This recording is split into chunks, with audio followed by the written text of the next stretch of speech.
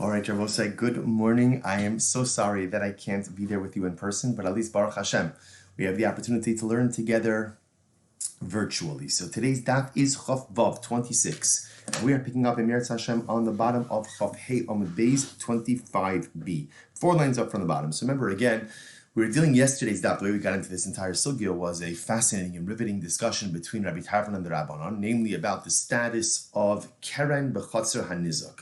So Rabbi Tarfon holding that you have to pay a nezek shalim, Rabbi Rabbanon holding that you have to pay chatzi nezek, and the truth is we saw that really what it came down to was a machlokes about the concept of dayo and how dayo works in terms of limiting a kavachomer. The Rabbanon essentially hold of dayo. Rabbi Tarfon only holds of dayo when it doesn't undermine the entire effectiveness of the kavachomer. Then we saw a third school of thought that seems not to subscribe to the concept of dayo at all, although that was subject to some dispute as well. So now the Gemara is just bringing up a whole bunch of other potential kavachomers as well. So we are 4 lines up from the bottom. Says the Gemara, why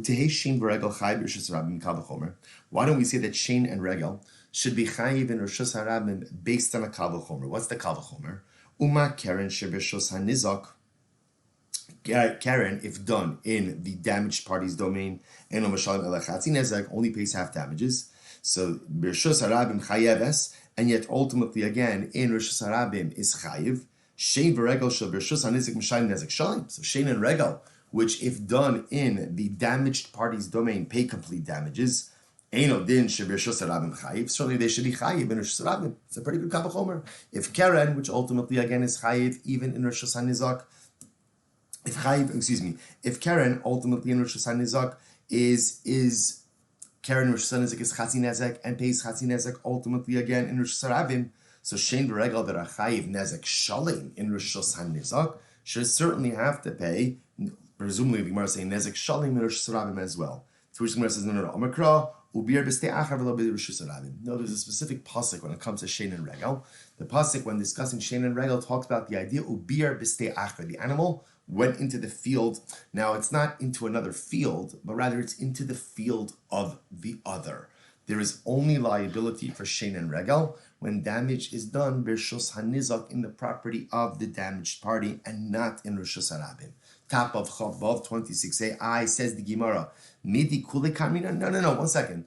We weren't trying to obligate shein and regel in nezek shalim in Rishus Harabim. Rather, we're just trying to say maybe shein and regel in Rishus Harabim should be chayiv chatzi nezek. And again, the logic is if Keren, which is chayiv b'rishus hanizak chatzi nezek, is chayiv in Rishus Harabim chatzi nezek, so shein and regel, which are chayiv nezek shalim in Rishus hanizak, should be chayiv maybe at least chatzi nezek in Rishus Harabim.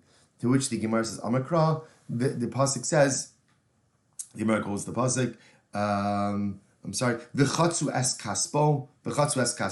You will literally again split the money in half. That's the pasuk for chatzi nezek. So the Gemara says kaspo shel zeh v'lo kaspo shel achar, to teach us that the concept of chatzi nezek, the concept of half damages, only applies to Karen, doesn't apply to anything else. Now the truth is, to modify that, we know that chatzi nezek does apply to one other thing. It also applies to tzoros, so that we do know it also applies to tzoros. But halacha l'maisa, we only have a concept of chatzi nezek as it applies to Karen, and therefore again no such concept of chatzi nezek by shein or regel. Okay, incredible. I said the Gemara goes on. Sorry. So the Gemara goes weiter. Oh, excuse me, managing the technical pieces over here. Okay, all right. So the Gemara goes back to. So the Gemara says 3rd line down from the top. Chav Vav Amud Aleph. I says the Gemara below te shein v'regel chayaves b'rishus hanizak ela chatzi nezek kal mikal v'chomer mikaren. So now the Gemara puts forward another suggestion. Why don't we say that shein and regel should only be chayiv? Shein and regel should only be chayiv in rishus hanizak. So again, shein and regel damage done in the property of the damaged party should be chayiv chatzi nezek, have damages from a kavachomer from Karen. What's the kavachomer? Uma Karen shebirshus harabim chayeves.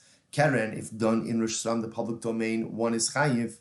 So b'rishus hanizak eino mishalemes ele chatzi nezek.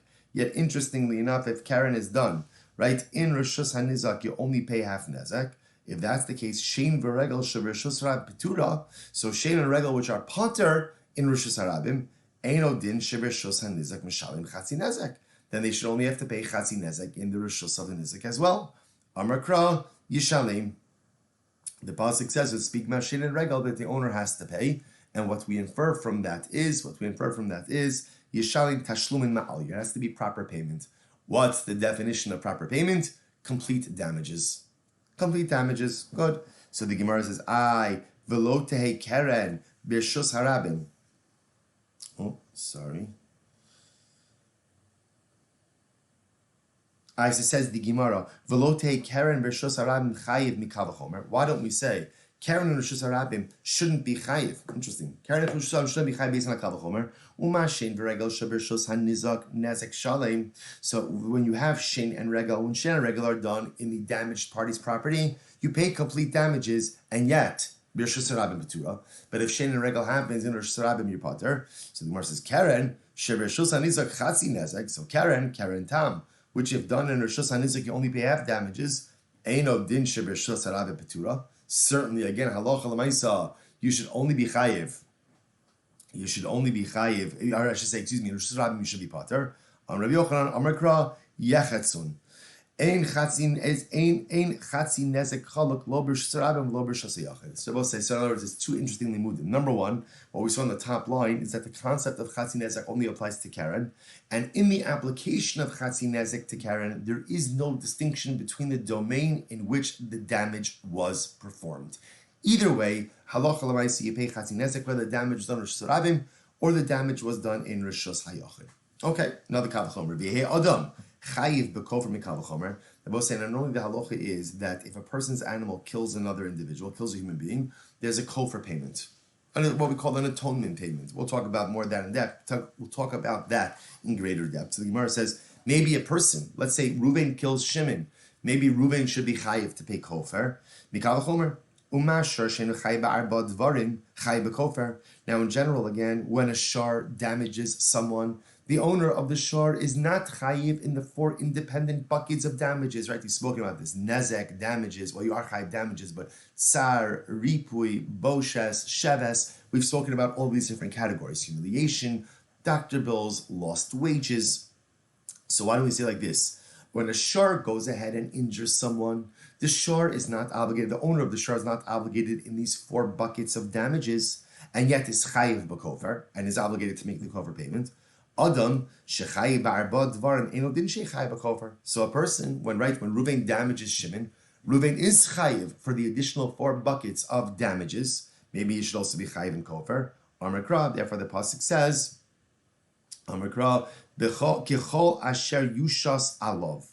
So we'll say, so the pasuk says when speaking about, again, a shar that went ahead and killed someone else and has to pay kofer. So the lashon of the pasuk is anything that will be placed on him, or alov means on it, on the shar, below al adam, and not on the person. So essentially based on the pasuk we see that the kofer payment only applies to an animal, doesn't apply to a person. Why don't we say that maybe a shar, maybe when a shar goes ahead and injures something else, another shar, or a person, well, not another shar, but another person, or a shar injures a person, the shar should be obligated in four buckets of damage, right? The four categories of damages. A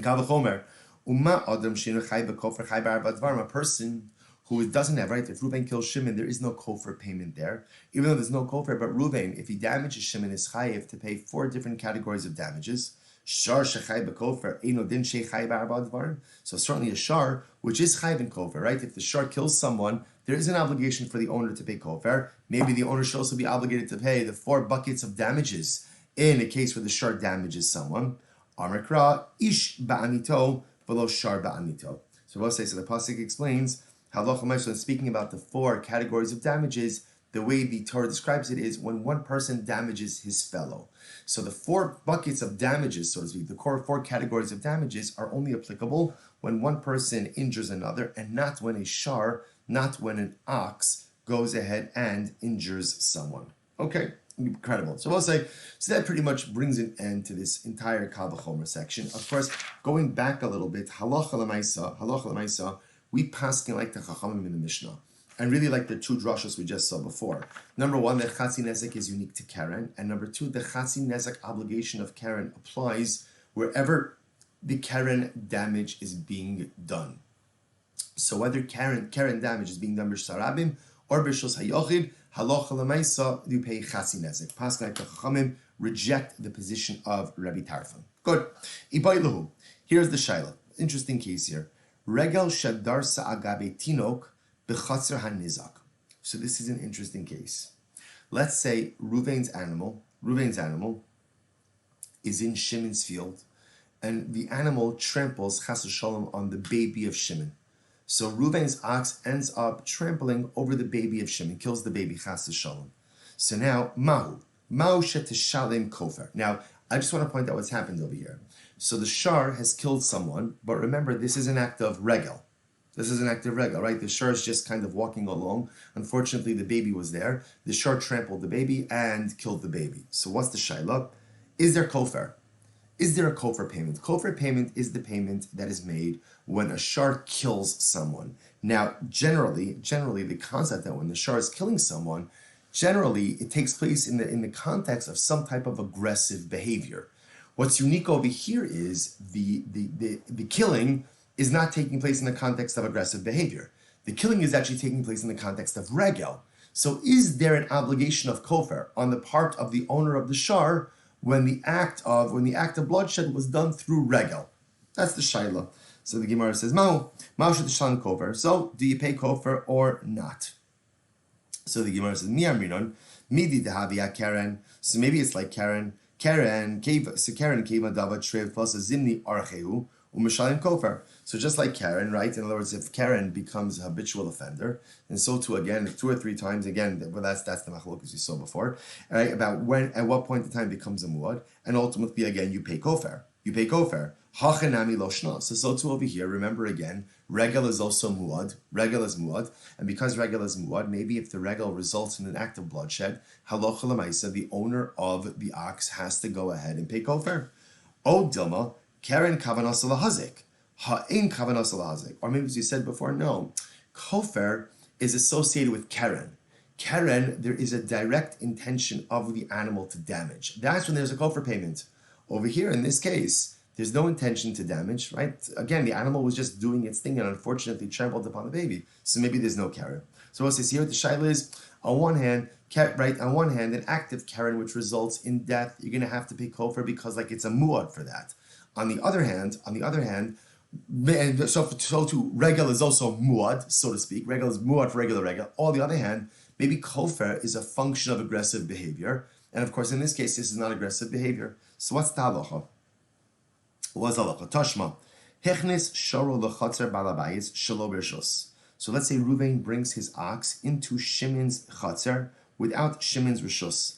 V'nog chol balabayis. Right? So what happens? Umes. And now what happens? Ruvain's shar goes ahead and gores Shimon. Now so remember in this case over here, that halach l'may, so Ruvain brought his shar, his ox, into Shimon's property without Shimon's rishus. While in Shimon's property, Ruvain's shar gores Shimon and kills him. What's the halacha? Hashar b'skila u'ba'alov bein tam be'muah mishalim kofer. So ultimately, again, the shar is killed because we've seen already. Anytime an animal takes life, it's put to death. So the shar is killed, and Ruvain, the owner of the killer shar, ultimately again has to pay kofer. And this is independent whether the shar, Ruvain's shar was a tam or a muad. Ruvain goes ahead and pays kofer. Divrei Rabbi Tarfon. These words of Rabbi Tarfon. So we'll say, what do you see from here? Kofer shalim b'tam Rabbi Tarfon minale. So this is interesting because according to Rabbi Tarfon, what you see is that the kofer payment, the owner of the shar that kills is liable to kofer payment even if the shar is a tam. Even if it's Karen tam, there's still going to be a liability of kofer. Where does Rabbi Tarfon get that from? Lav mishum desarlik Rabbi Yossi Haglili damrim tam mishalim chatzi kofer b'shus harabim. This is interesting. So it must be that Rabbi Tarfon is basing his position on Rabbi Yossi. Rabbi Yossi Haglili says that when an animal kills someone in Rishus Harabim, and he's a tam, the animal is a tam, you pay chatzi kofer in Rishus Harabim, umaisi le kavachomer miregel. And ultimately, again, based on a kavachomer miregel, it will say that that a Karen Tam pays kofer sheleima when the damage is done b'reshus hanizak. By the way, take a quick look at Rashi. Rashi says over here, Rabbi Yossi Haglili, it's right across from Tostos v'Yehi. Damar Pirkin, will come on, Tam Meshalim Chatzi Kofer b'reshus hanizak. So obviously we haven't gotten to this yet, but we also Rabbi Yossi is of the opinion that halacha l'maaseh, if a tam animal goes ahead and kills someone, right? So Karen tam that results in the death of someone, the owner, according to Rabbi Yossi, will pay chatzi kofer. So based on that logic, Rabbi Tarfon's building on this, and he says, and if a Karen tam kills someone in reshus hanizak, he'll pay kofer shalim. That's his logic. That's his logic with the Kal V'chomer. Again, that's the logic with the Kal V'chomer from Regal. Good. So the Gemara says as follows. That's his logic. Alma, Ika kofer beregel. Both say, what do you see from here? You see from here, interestingly enough, that there is kofer beregel. So let's just pause here for just a second. We really haven't done the sugya of kofer, but it's important to understand that the paradigmatic case of kofer, of what we'll call a payment, an atonement payment, when my animal takes the life of someone else, so typically that finds its expression in a case of keren. My animal gored someone, my animal kicked someone, my animal bit someone, stomped on someone, stuff like that, aggressive behavior that results in death. What the Gemara is trying to figure out over here is, well, what happens if the animal kills someone, but not in a case of keren, but rather only in a case of regel? So what the Gemara is suggesting right now, is that based on the position of Rabbi Tarfon, we would actually say that there is a kofer payment by regel as well. So if an animal in activities of daily living ends up killing someone, ultimately, again, not only is there just regular nezek, but also there'll be kofer, there'll be an atonement payment that is paid as well. So ultimately,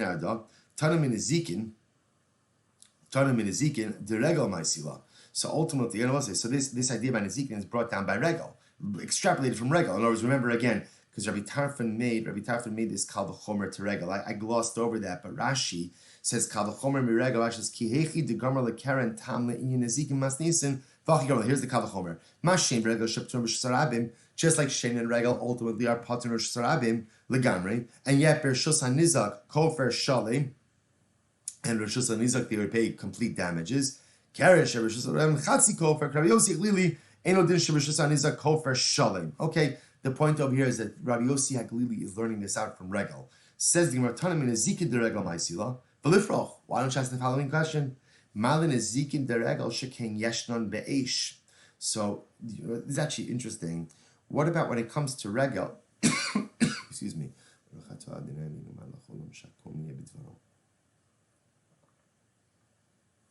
What about the following issue? When it comes ultimately again to Nezikin by Regel, Nezikin of Regel applied by Eish. Now, what does that mean? Take a look at Rashi. Sheken yeshno be'eish, tomar bekofer she'eno be'eish. So interestingly enough, if you take a look at, actually, first of all, take a look at the previous Rashi. Nezikin de Regel maisi. See that Rashi? He says over here, Li olum leka kofer beregel, v'achi gam Rabbi Tarfon, ma regel b'shebeshus harabin patr min Nezikin b'shus hanizak nezek shalim. So what does this mean? So the Gemara says as follows. You're learning this out from Regel. So ultimately, again, here's the issue. That ultimately, again, Regel applies to Eish. Now, what does that mean? That in other words, Eish could damage in a normal fashion, as opposed to there's no kofer by Eish. Actually interesting. If I light a fire and the fire ends up chas v'shalom killing someone, there's no kofer payment associated with that. The Gemara says, mitamun. But you can learn it out from the liability or lack thereof, ultimately of hidden objects. To which Rashi says, "Mitamun shepater be'esh v'chayiv beregel." So remember again, tamun is pater by eish but chayiv by regel. U'maisi lahachi ma regel sheb'shusram petura miklum chayeves b'rshus hanizak afilu ala tamun nezek shalim kereshusar chatzi kofer. So we'll say. So remember again, it's actually very interesting that tamun, right? Rashi points out over here that Allah l'maisa. You're chayiv for Talmud by regel, meaning what? My animal walks into someone else's field, Reuven's animal walks into Shimon's field, tramples on stuff, and tramples on things that are hidden. There's still liability for that. Yet, interestingly enough, Ma regel shebeshus harabim petura miklum chayeves b'shus anizak afila la tamun nezek shalim. So that's the logic. The Gemara says maglu tamun shkin yeshno bebar. So but tamun does apply ultimately again in bar. Rashi says shkin yeshno bebar shim haya gedi tamun besak o b'martzap and iskal given up for the bar chayev. That ultimately, let's say an animal was hidden, right? It was in a bag and it falls into the bar and ultimately it dies. There's still liability for that. To which the Gemara says, Mikalim, we can learn from Kalim. Mala Kalim shken yeshnan be'esh. Kalim, ultimately, again, there's liability for Kalim by Eish. Rashi says, Mikalim pater buas abar or Mikalim deregel maislek debrishas. So interestingly enough, remember, if my utensils fall into Ruben's bar and break, there's no liability for that. So the Gemara says, Mala Kalim shken yeshnan be'esh. So that Kalim applied to Eish. Mikalim tmunim. Ultimately, again, what about hidden utensils? Mala kelim tunish ken yeshnan ba'adam. Kelim tmunim will apply by adam. So if a person damages hidden utensils, ultimately, again, there's liability for that. To which the Gemara says, Alalav shmamina mikofer deregel maisi. Rather, what you have to say is we learn it out. All of this is learned out from the liability of kofer by regel. What do you see from that? What do you see from that? There's about to say, so if you take a step back, the idea of Rabbi Tarfon, that you pay kofer shalim, because of Keren done Bershus Hanizak, ultimately again is learned out from Regel. So the Gemara says, Alma Ika Kofer Beregel Shmamina. So we'll say, what do you see from here? You see from here that Allah there is a din of Kofer as it applies to Regel. So we'll say really, really very interesting. So this idea that although, as we said before, paradigmatic Kofer would occur in a case of Keren, apparently there is Keren by Regel as well. So therefore, again, going back to our original case, if the animal trampled, right, Reuven's animal goes into Shimon's field and tramples on Shimon's baby, Chas Shalom, and kills the baby, there is liability for that. There is kofer liability for that as well, even though the baby died as a result of Reuven's animal's Regel. Okay, fascinating. So the Gemara says, this seems to be clear. Dika kofer beregel, that there's kofer beregel. Disa chaleka kofer beregel, because ultimately, again, if you felt there was no kofer liability by regel, vitana minazikin deregel ma'isila, and ultimately, again, the Tana is learning it out from the zikin deregel. Lifroch, you could ask the following question: Malin zikin deregel shekain yeshnon beregel. Elalav shmamina mikofer deregel ma'isila. So I will say, ultimately, again, we're obviously not learning it out just from the stam case of damages by regel. Rather, ultimately, again, we learn out that there is kofer by regel. Alma ika kofer beregel shmamina. Okay, so I will say, so a little bit more of a convoluted sugya. But lamaisa, bottom line, what we emerge with is something very important. So I will say, as we close this out and we enter into the new Mishnah, here are the facts we emerge with. Number one, Keren tam bershus harabim is everyone is going to agree is chatzi nezek. Number two, Keren tam bershus hanizak, so Keren damage, right, of a tam animal done on the property of the damage. Party macholkes chachamim and Rabbi Tarfon. Rabbi Tarfon nezek shalim, chachamim chatzi nezek. We pass like the chachamim. Ultimately, nezek shalim. Sorry, chatzi nezek. Half damages for Keren tam, whether it's in Rishus Harabim or whether it's in Rishus Hayachim. Good. So we'll say we also saw the whole sugya of dayo. Chachamim pretty much always holding dayo. Rabbi Tarfon applying dayo when it doesn't undermine the kal vachomer. Third school of thought, you don't apply dayo. Concept of a kal vachomer midoraisa learned out from Moshe Rabbeinu in the episode of Miriam and Lashon Hara. Concept of dayo learned out from the punishment of Miriam as well. So tremendous Yisodistic ideas. Series of kal vachomers, again, to try to go ahead and equate all different damages, didn't quite pan out from the Gemara. And lastly, although paradigmatic kofer is learned out from Keren, halacha l'maisa, there is kofer by regel as well. So if an animal kills someone, not as a result of aggressive behavior, but rather, again, just as a result of activity of daily living, of regel, the owner still has to pay a kofer payment. Now, what that payment is, how it looks, what it's collected from, Emir Tashem will get to those sugyas. Beautiful. Both say new Mishnah, incredible Mishnah over here. Adam muad li olam, bein shogeg bein nezid. Incredible. A person, I will say, is always considered to be forewarned. Person is always forewarned. In other words, Adam muad li olam means a person is always responsible for their damages. Whether they do damages b'shogeg, accidentally, or mazid, intentionally. Bein ar bein yashin. Whether a person is awake or whether a person is asleep, person is liable for all damages they do. Incredible. Sima es ein chavero. if Reuven blinds Shimon's eye, v'shibras hakelim, or he breaks Shimon's utensils, mishalim nezek shalim, you have to pay full damages.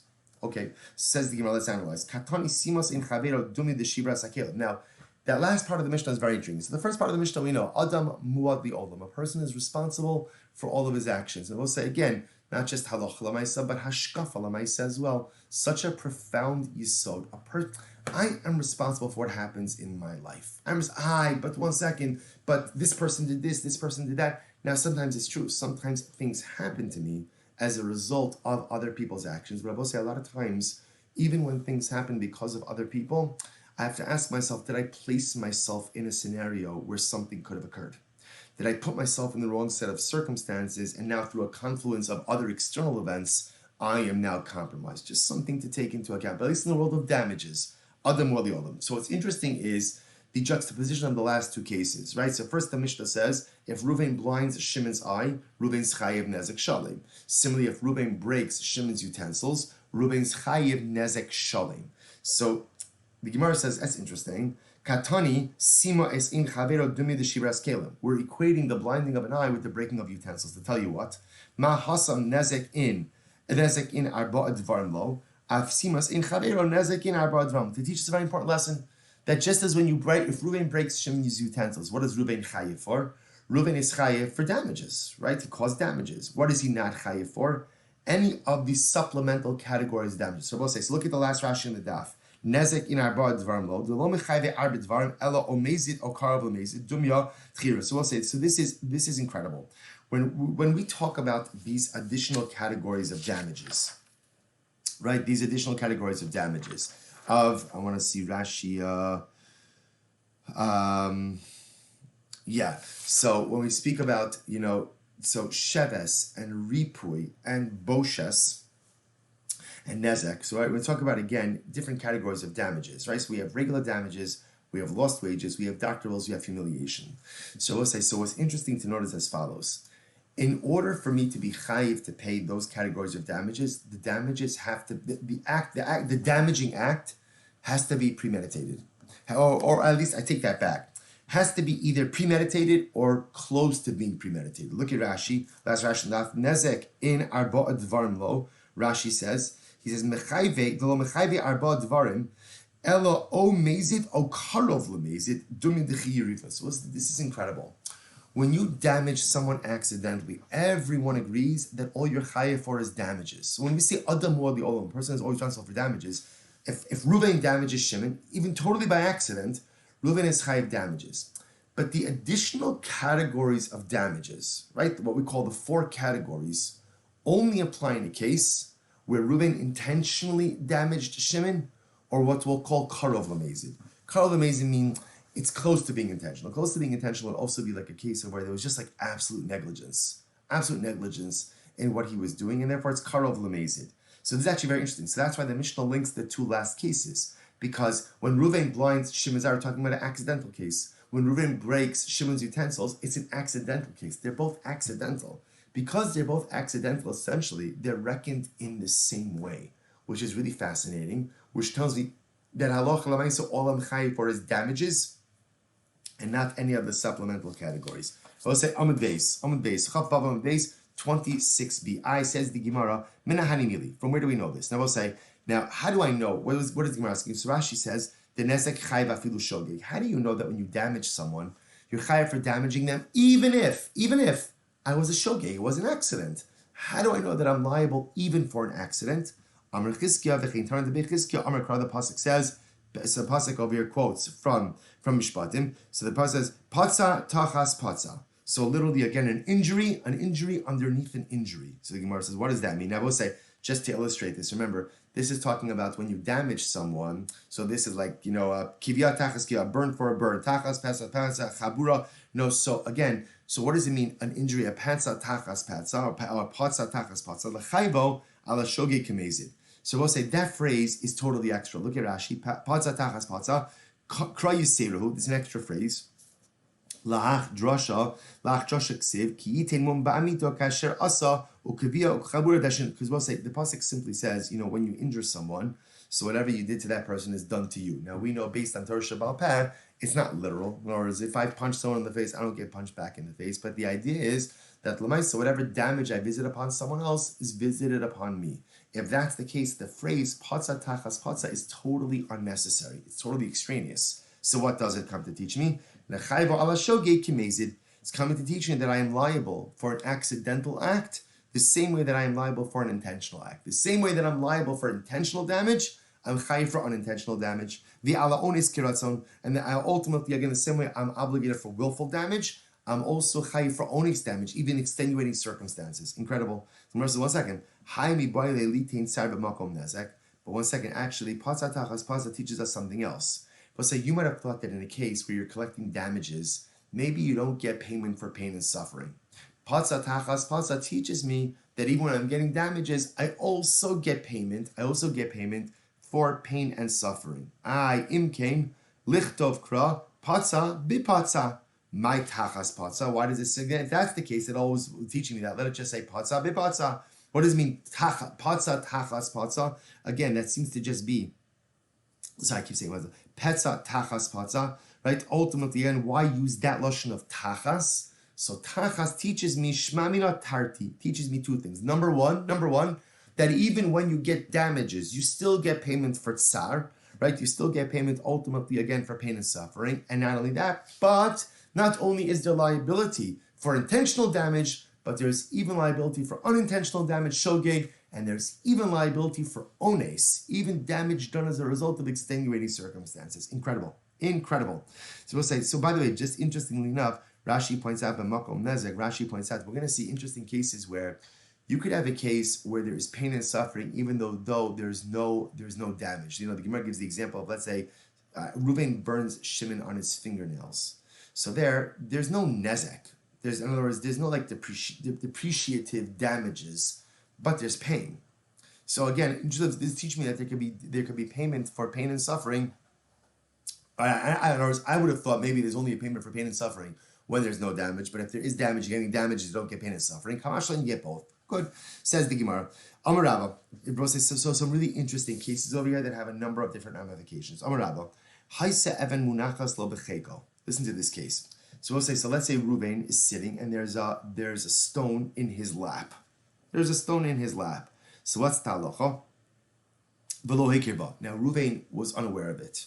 Whatever the mitzvah is. Let's say Reuven was sitting. He didn't know that someone put a stone in his lap. So what happens? He gets up, va'amad, he stands up, v'nafla, and ultimately the stone falls down. Now, obviously, we're going to be talking about stone falls down and say it does damage. The stone, right? So Reuven stands up, didn't know the stone was there. Someone else placed it there. He stands up, stone falls on Shimon, and breaks Shimon's arm. So what's the halacha?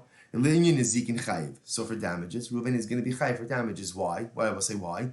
Adam like we saw in Mishnah, because a person is always considered to be forewarned. Fine. Rashi says dafkina shogeg meizva is kratzon. Fine. This is lein arba dvarim pater. Now, what about supplemental payments to Shimon? Right? What about again tsar, pain and suffering, sheves, ripui, boshes? What about all the other, right? So tsar, pain and suffering, ripui, doctor bills, sheves, lost wages, boshes, humiliation. So what about those four categories? So no, those you don't get. Why? Because as you said in the bottom of the Aleph, you only pay the supplemental four categories of damage when either something is mazid or karov lemazid. It has to be either like intentional or very close to being intentional. Okay.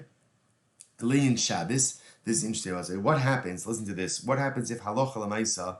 For example, when Reuven gets up, let's say the stone, Reuven is sitting in Rosh Hashanah, and the stone rolls Dalet Ames in Rosh Hashanah. So it fell off his lap, and ultimately, again, or went flying Dalet Ames in Rosh Hashanah. What's the halacha? Pater. You're Pater for Shabbos. Why? Because for Shabbos, Rabbi was saying, in order to violate the malacha, a malacha is a malachas machshavas. It requires intentionality. And because there's no intentionality here, therefore, again, halacha l'maisa, no liability. Look at Rashi for just a moment. Rashi says, malachas machshavas asra Torah, sheniskabein lasos malacha, ela kasaver shayom chol, o saver shemalacha zumuteres, v'chol hani darminan hacha lo niskabu lasos hamalacha. Again, I will say, there's no intentionality over here, right? So by Hilchos Shabbos, there has to be some level of intentionality. Either again, that I had intention to. In order to be chayv on Shabbos, you have to have intentionality to do the malacha. Now you could be a shogeg. I didn't know it was Shabbos today. Or I didn't know that this particular malacha is aser. But there's no liability for Shabbos without intentionality. So in this case over here, Reuben gets up, the stone rolls off, there's no intentionality, he's not going to be chayiv. Incredible. So the Gemara says next, Le'inyan galus. Interesting. What happens if when Reuben gets up, the stone falls on Shimon and Shimon dies? So Reuben's accidentally killed Shimon. What's going to be the halacha? Pater. It's going to be pater. Now why? Rashi says the gabi galus ksiv make nefesh b'shkaga v'lo mikri shkaga elahecha dahavele yidia meikara. This is incredible. Both say, remember, when Reuben kills Shimon accidentally in a normal case, so Reuben goes out to galus. He's exiled. The only time that there is liability for exile is when there was what we call yidia betrila. At some point in time, or what we call yidia meikara, there was some recognition of the action in which Reuben was engaged that led to the death of Shimon.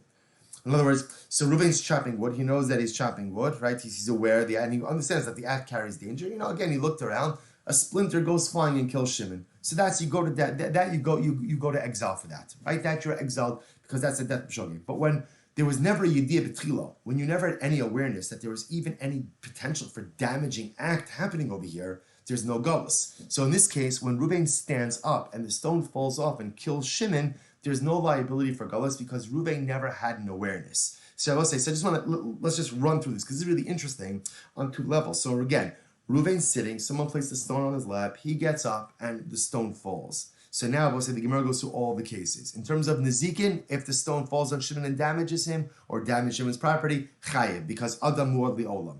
Right? Ultimately, again, for Arba Dvarim, the additional supplemental forms of damage, not chayiv. Why? Because it's only a chayiv if either it's mazid, intentional, or karov lamazid. For Shabbos, you're not chayiv. Why? Shabbos requires intentionality in order again to be chayiv for violation of a malacha. For galus, again, if the stone fell on Shimon and killed him accidentally, pater. Why? Because there was no initial awareness that he was engaged in a potentially damaging act. Le'inyan eved. Okay, now listen to this. This is fascinating. So let's say now the stone falls off Reuven's lap, and what happens? It falls onto Reuven's eved's eye and blinds him. Now the halacha normally is that if you blind your eved kinani, you poke out his eye, right, or you cut off a limb or like an appendage, so the halacha is the eved goes free. So let's say in this case, Reuben stands up, the stone falls onto Reuben's eved's eye and blinds the eye. Does the eved now go free as a result of this? So this is incredible. This is machlokes Rabbi Shmuel Silber, the Sanya. Listen to this. Let's say the master was a doctor. So let's listen to this. Let's say Reuben is a doctor, and the Eved has an eye issue, and the Eved says to his master, master, can you do me a favor and just take a look at my eye? The Adon, the master, begins to treat the eye and accidentally blinds the Eved. Or let's say again, the Eved has a toothache, and the master is a dentist, and the master is doing some routine dental work, and he knocks out a tooth. What's the halacha? Sichek ba'adon. Ultimately, the Eved has the ability to laugh at the master. Why? Because the Eved goes free. Eved goes free, right? He laughs all the way to emancipation. Rabbi Shmuel then says, no, v'shichasa achi is kav l'shas. Rabbi Shmuel disagrees. He says that's not true. The only time an Eved goes free with the loss of an eye, or the loss of a tooth, or the loss of an appendage or a limb, is when there was intention to damage. But if there was no intention to damage, if I care, just the opposite, the intention of the master over here was to do what? Was to go ahead and help. Then certainly there is no lie. Then certainly the Eved does not go free. Okay, so we'll say, so that's case number one. Case number two, Hikir b'avashacha. Same case, Reuben is sitting, somebody put a stone on his lap. He recognized, he saw, there's a stone on my lap. Then what happened? He forgot. He forgot about it. So what's halacha va'amad? And I want to say, same case now. He stood up, the stone falls off. So let's go through the cases. Le'inyan is zikin chayiv. If the stone falls off and injures Shimon or injures his property, so again, Reuben is going to be chayiv. Why? Adam muad li'olam. A person is responsible for all of his actions. Good. So there's le'inyan dal dvarim pater. Again, for the additional supplemental buckets of damage, right? Nezek, tsar, ripui, boshas. You're going to be pater. Why? Because there's no liability for those four things, unless, of course, what? You're mazid or karov lamazid, either intentional or close to being intentional. Linyan galus. What about galus? What about galus? Right? So again, if the stone falls off Reuven and it falls on the Shimon, kills Shimon, chayiv. Ooh. In this case, Reuven is going to be chayiv. Why? The Amakra, Bishkaga michlal dahavi leyidia v'hav leyidia. Because also remember again, what's the prerequisite for going to Galus? The prerequisite is you had initial awareness. You had initial awareness. And Ruvain had initial awareness in this. He knew at one point, he knew that the rock was on his lap. It's true, he forgot about it afterwards. But at one point in time, he knew it was on his lap. And therefore, again, that will generate liability for Galus. Le'inyan Shabbos, for Shabbos, Potter. There'll be Potter. Why? Because as we said before, Shabbos requires Melechas Machshavos. Shabbos requires intentionality in order to violate the Malacha, and there is no intentionality over here. Okay. The Gemara says, the Indian Eved, what about Eved? So in other words, same case, right? The stone was placed on Ruvain's lap. Ruvain sees the stone, forgets about it, stands up. The stone falls onto Ruvain's Eved's eye and blinds the eye. Does the Eved go free? Same machlokes. Plukta, Rabbi Shmuel Silber Rabbanon. So both says the same machlokes again. Same machlokes Rabbi Shmuel Rabbanon. The Rabbanon say he goes free, and Rabbi Shmuel says he doesn't go free because the only time an Eved goes free with the loss of a tooth, an eye, or an appendage is when there was intention on the part of the master to damage. But Lamaisa, because there was no intention, therefore halacha l'maisa, no liability. Okay, next case. Niskavin Lizrok Stein Zorak Arba. This is an interesting case. Ruvain had in mind to throw an object 2 amas, but instead it went 4 amas. 4 amas, and let's say it did damage. So now what's the halacha? Linyan Nezikin Chayiv. So we'll say Nezikin is always easy. Essentially, again, by Nezikin, once you say Adam Wad Olam, ultimately, again, a person is going to be responsible for all of their actions. So Linyan Nezikin Chayiv. Linyan Dalad Dvarim. What about again for Tsar, Ripui, Boshes, and Sheves? What about for the 4 additional supplemental buckets of damage? Putter. Why? Again, because those require Mezid or Karov Lemezid. Le'inyan Shabbos. What about for Shabbos? Now in this case, again, I only want to throw out 2 amas. Now remember, in order to violate Totzah on Shabbos, transferring an item in a public domain, it has to travel at least Dalar amas. In this case over here, I only wanted to throw out 2 amas. It ended up going Dalar amas. So again, there's no intentionality over here, and therefore, halacha l'maisa, no liability. Le'inyan Dalar Dvarim Pater. Le'inyan Shabbos, Machzah Shabbos, but fine. Le'inyan Galus. What about Galus? Right? So again, let's say, so Ruben meant to throw the stone 2 amas, and then ended up going 4 amas, and in the 4 amas, it hit Ruben in the head and hit Shimon in the head and killed him. Accidental, but does he go to Galus? So ultimately, again, le'inyan Galus, asher lo tzada amarachmano, prat linis, so the pasuk says, when do you go to Galus? When ultimately, again, there was no intention, asher lo tzada, there was no intentionality. So this is incredible. Prat linis kavi lizrok shtayim v'zarak arba. Ultimately, what does this come to exclude? This comes to exclude a case, ultimately, again, where he meant to throw it 2 amas, and ultimately, again, it resulted in 4 amas. As I will say, this is actually very interesting. In order to go to Galus, there has to be a total lack of intentionality. I didn't mean to do anything, right? Reuben's climbing up the ladder and he falls down, right? Or he's chopping wood, but in a case where a person meant to throw the object, just Reuben meant to throw 2 amas, but not 4 amas, right? So in that case, there is a level of intentionality. So because there is a level of intentionality, therefore what? Therefore halacha l'maisa, you don't go to Galus. Now to be clear, obviously Reuben is not going to be chayiv a capital punishment because l'maisa, again, he didn't intend to kill Shimon, but l'maisa you also don't get Galus. Galus is a kapara, Galus is an atonement for those who are purely accidental in their actions. But in a case where you had in mind to throw the object, just you had in mind to throw it a shorter distance and it went a longer distance, that's not really called the kind of shogeg that is atoned for through Galus, and therefore you don't go to Galus. Okay, next. Good. Le'inyan Eved, what about an Eved? So we'll say it's the same case. Reuven threw the stone, he meant to throw 2 amas. It ends up going 4 amas, and in the 4th amma it hits the Eved in the eye and blinds him. So plukti Rav Shmuel Rabbanon. So we'll say that's going to be same machlokes. Again, the Rabbanon will say he goes free, the Eved goes free. Rav Shmuel says no, you don't go free until there is an active, premeditated desire on the part of the master to damage the Eved. Okay, next case. Niskavein lizrok arba. So right, next case now. Niskavein lizrok arba v'zarak shmona. Interesting. Now, I had kavanah to throw the stone. Reuben had kavanah to throw the stone 4 amas. And what happened? It ended up traveling 8 amas. So what's the halacha over here? So Neskabel Nizrok Arba V'Zarak Shmona Le'inyan Nezikin Chayiv. So let's analyze. So again, let's say Reuven damages Shimon or damages Shimon's property. Obviously Chayiv. Why? Because again, Nezikin in general, any kind of damages, Adam or the Olam, always going to be Chayiv. Le'inyan Dal Dvarim Potter. Ultimately again, but for the 4 additional categories of damages, again, Tsar, Ripui, Bosha, Sheves, ultimately Potter. Why? Because in order to be Chayiv for those 4 categories, you need mezid or karov lemezid. Okay, Le'inyan Shabbos. So we'll say, so what about Shabbos? Is there liability for Shabbos? The Gemara makes an interesting distinction over here. Ba'omer komakom shetirta tanuach in. If a person says, I'm throwing it, and wherever it lands, I'm happy, then there is liability. Ilo, lo, but if you didn't make this statement, there's no liability. What's going on over here? So we'll say, take a quick look at Rashi. Rashi's actually right across. Im omer komakom shetirta tanuach chayiv shariyesh kan maleches machsheves tizarak arba. In other words, we'll say, so what's happening over here is if a person says, yeah, I want it to land wherever it lands, that is a maleches machsheves, because since from the beginning, my intention is to throw it 4. So that already is a unit of liability. So a person expresses that my intent is to throw it, a unit of 4, and it lands with an 8, right? So then there's liability. So we'll say, see here the difference over here? So if I articulate, if I explicitly say, my intention is to go ahead and throw it 4, wherever it lands, after that I'm happy with, then there's liability. Because I had in mind to do something that is usher. Rashi's just contrasting with the previous case where I threw it 2 and it goes 4.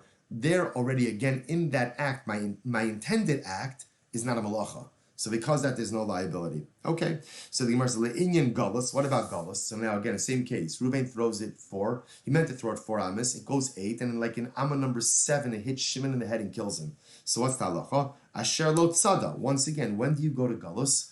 When there is no premeditated act. What does this come to exclude? Pratlin is kavin lizrok arba v'zarak shmona. So we'll say that comes to exclude a case where it was. In other words, we'll say, just to be clear, this case was premeditated. In other words, you're right. It was only premeditated for 4 amas, not 8 amas. But lamaisa, there was an element of premeditation in this. Because of that, halacha lamaisa ayim chayiv. Oh, I'll take that back. When I say ayim chayiv, meaning I don't go to galus. Remember, we'll say, we often look at galus as a punishment, and galus is a punishment, but galus is also an atonement. Galus, however, could only atone for something that is purely accidental. If something has an element of premeditation in it, then it cannot avail itself. That act cannot be atoned through galus. So therefore, again, when he means to throw, again, there's premeditation for the act of throwing. The fact that it went further than I wanted it to go, okay, that's unfortunate, but lamaisi, you can't claim shogeg. You can't claim that you're totally accidental and go to galus. Le'inyan eved. What about again, if the stone goes, hits the eved in the eye, blinds him? Once again, plukta the Rav Shimon Silber. This will be the machlokes ultimately in between Rav Shimon Silber and the Rabbanon. Once again, Rav Shimon Silber saying the eved only goes free if there's a premeditated act on behalf of the from the master to destroy. And the Rabbanon say even if it's not premeditated, if he blinds the eved, knocks out the tooth, cuts off an appendage, right, lamaisa, the eved goes free. Incredible. We'll say another case. This is a really great case as well. Omarava, V'omarava, sorry. Zorek klimi rev shagag. Listen to this. Reuven throws a utensil off the roof. Okay. Now, by the way, this is Reuven's own utensil, right? Reuven throws his pitcher off the roof. What happens? Shimon comes along and he's packing. He's doing batting practice, and what does he do? He smashes the pitcher on its way down. Right. So before the pitcher has hit the ground, so Reuven goes in and smashes it with the bat. Now ultimately again, so what's the halacha? Potter. Shimon is potter. Shimon's potter. You can imagine, right? Reuven's thinking, I can chaparine. Shimon, you broke my utensil. No, Shimon's potter. Why? The Gemara says, my taimo, mana tavre tavar. He broke an already broken utensil. So it's actually very profound. He broke an already broken utensil. Meaning what? Since, we'll say, in the normal course of events, that pitcher was going to hit the ground and shatter into a million pieces. So we're done. That utensil, as far as halacha is concerned, is already broken. The fact that Shimon broke it with a bat instead of going in and breaking it, on the ground, is irrelevant. Shimon broke an already broken utensil, and therefore ultimately, again, it's pater for anything he did. Incredible. Rabbi says, Zara klimi rosh hagag.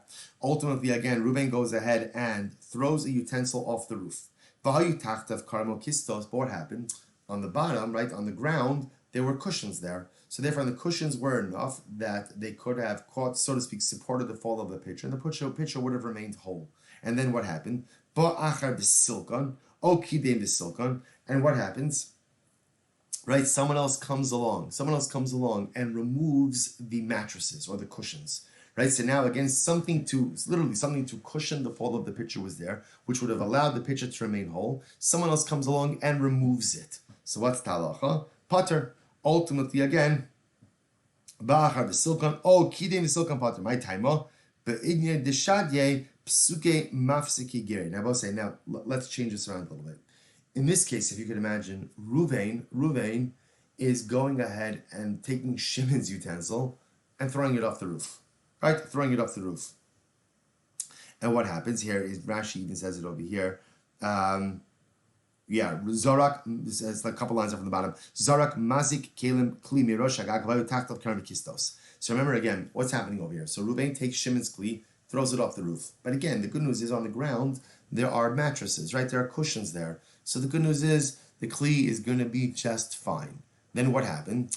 Like Levi comes along and Levi pulls out the cushions. Or for that matter, interestingly enough, Ruvain himself is very fast. He runs downstairs, pulls away the cushions. The kli, right? The Shimon's pitcher comes, smashes on the ground. What's the halacha? Ruvain is pater. Wow.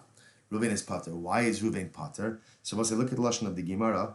My time of be'inei deshadje pasuke mifsike girei. Because at the end of the day, when Ruvain threw it over, right? When Ruvain threw it off the roof, ultimately, again, Ruvain's action was done. The action that Ruvain did was one that should not result in the breakage of the utensil. Right? The utensil should be absolutely fine. There should be absolutely no problem over here because ultimately, again, there are cushions to catch the kli. So therefore, Ruvain's action, literally, psukim mifsike girei means Ruvain's arrows have ended. Ruvain's arrows have ended. In other words, which means the action that Ruvain did was an action that does not result in damage. The fact that now someone else came along, right, Levi, and removed the cushions, or by the way, even if Ruvain himself did it, that's what's interesting as well. Even if Ruvain himself did it, there's no liability. Why? Because what we do is we look at the act from the moment that the utensil left Ruvain's hand. When the utensil left Ruvain's hand, was the utensil going to break? Would the action cause breakage? And the answer is no. That's when liability is determined, from the moment the kli leaves his hand. At the end of the day, that wouldn't result in a breakage. The fact that now new realities were introduced after the fact, there's no liability for Ruvain. Take a look at Rashi. Pater, shari mizrikaso, at the moment that Ruvain threw the kli, ein sofo li shaver. There's no reason there's no reason why the kli ultimately would break. Ad shinak lo akarim, v'zeh shanat lo akarim. So the one who took away the mattresses, v'afilu azorek atzmo notlon, so we'll say, by the way, it's interesting. So this is just a fascinating case because essentially what the Gemara is saying is like this. Liability is determined at the moment that the damaging action occurs. When did the damaging action occur in this case? It's the moment that Ruvain threw the Shimon's utensil off the roof. And in that moment, the mattresses were there on ground level. If the mattresses were there on ground level, again, there's no way that the utensil could break. So therefore, again, Ruvain is exempt. Now, if Levi comes along and pulls out the mattresses, and now the utensil comes and breaks, Levi's also going to be pater. Why is Levi pater? Because it's grama. It's causation. It's indirect. And we've already established based on Shabbos' daf that grama ben ezikin is pater. Not only that, but take it a step further. Even if Reuven himself runs downstairs, pulls out the mattresses, ultimately, again, Reuven himself will still be pater. So again, Reuven is pater on both counts. Reuven is pater from the time that he threw the utensil, because at the moment he threw the utensil, ultimately, again, the action itself should not result in damages because there are cushions and mattresses down below to catch the utensil. And even when Reuven himself removes the mattresses, he'll also be pater, because ultimately, again, it's going to be grama. Incredible. I will say, we'll stop over here for today. I apologize. I know we went a little bit fast on Amud Aleph, but I knew that Amud Beis would take us just a little bit time to work through. I'm sorry that we went a little bit fast on one side, a little bit slower on the other. I'll say tremendous chus to be able to learn with all of you. I'm sorry that I'm not there with you this morning in person. Looking forward to seeing everyone in Eretz Hashem on Wednesday morning live for Shir. And I will say, shkoyach. Have a wonderful day.